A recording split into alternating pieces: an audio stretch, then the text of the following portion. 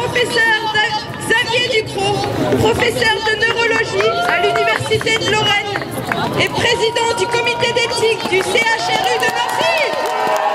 Donnez un applaudissement, s'il vous plaît.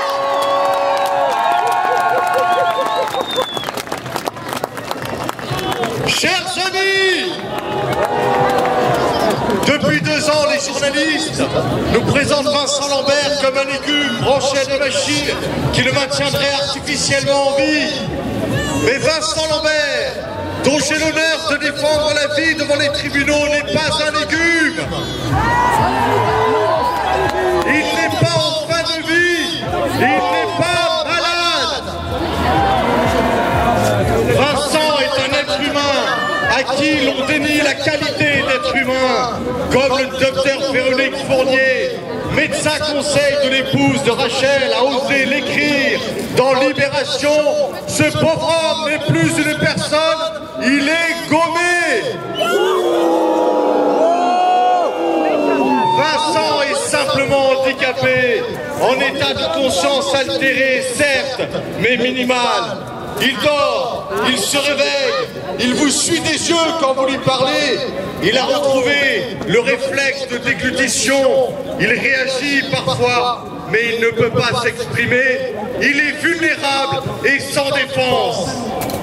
De ces personnes, on doit prendre soin. C'est l'honneur des sociétés civilisées. Dans cette marche, chers amis, nous défendons la vie commençante et la vie finissante. Mais celle de Vincent n'est ni commençante ni finissante. Pourtant, en 2013, le docteur Éric Carigère a posé un jugement sur le sens de sa vie. Pendant des années, a-t-il écrit, il ne s'était pas posé la question du sens de la vie des patients en état de conscience altérée. Il a décrété qu'on vit pour être en relation. Il a donc défini ce qu'est la vie et a posé un jugement subjectif sur le sens de cette vie. Pour ce faire, il est allé chercher une justification dans les propos flous, incohérents, contradictoires, tenus 5 ans après son accident par l'épouse de Rachel, de Vincent Lambert, disant qu'il n'aurait pas voulu vivre cette vie sans se poser la question de savoir ce qu'il veut aujourd'hui. Et parce qu'il faut bien trouver un moyen, le docteur Carigère a décrété que l'alimentation et l'hydratation donnée par voie artificielle étaient un traitement médical.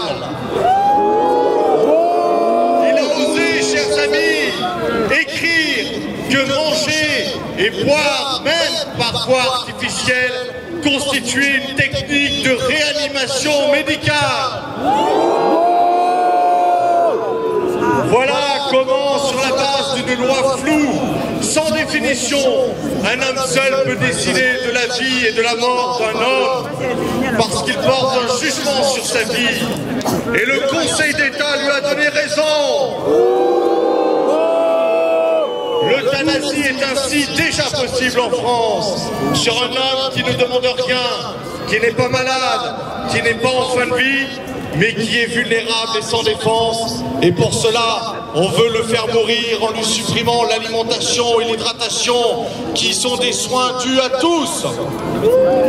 Aujourd'hui, chers amis, on n'a plus besoin de pousser sur la seringue, c'est plus hypocrite, mais le résultat est le même.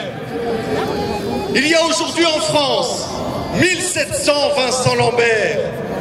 Jean Leonetti revendique, depuis l'adoption de sa loi en 2005, 25 000 arrêts de ce qu'il appelle des traitements sur des personnes hors d'état d'exprimer leur volonté. Sur ces 25 000, combien de Vincent Lambert? Alors, chers amis, ce ne sont pas des arguties juridiques et des sophismes médicaux qui permettront à nos sociétés de retrouver le chemin de la civilisation. C'est sur les notions vraies de droit et de justice. Il y a 3000 ans, on a mené au roi Salomon 2 femmes qui se disputaient un enfant, chacune prétendant être sa mère. Pour savoir qui disait la vérité, ce grand juge ordonna que l'on coupa l'enfant en deux. La vraie mère supplia qu'on le gardât en vie, tandis que la fausse réclamait qu'on le coupât en deux. Le grand juge sut ainsi qui était la vraie mère, celle qui voulait le bien de son enfant, celle qui voulait qu'il vive. 3000 ans plus tard, le Conseil d'État de la République française a décidé qu'il ne fallait pas entendre la mère, mais qu'il fallait croire la femme. 3000 ans après le jugement de Salomon, c'est un homme mort que le Conseil d'État a décidé de rendre à sa mère et à sa femme. Nous attendons aujourd'hui que la Cour européenne des droits de l'homme lave la tâche que le Conseil d'État a portée sur l'histoire de la justice. Qu'elle dise qu'une société ne peut pas toucher à ses membres vulnérables et sans défense. Sinon, nous verrons continuer à se dessiner sous nos yeux ce que Georges Bernanos pressentait en 1946.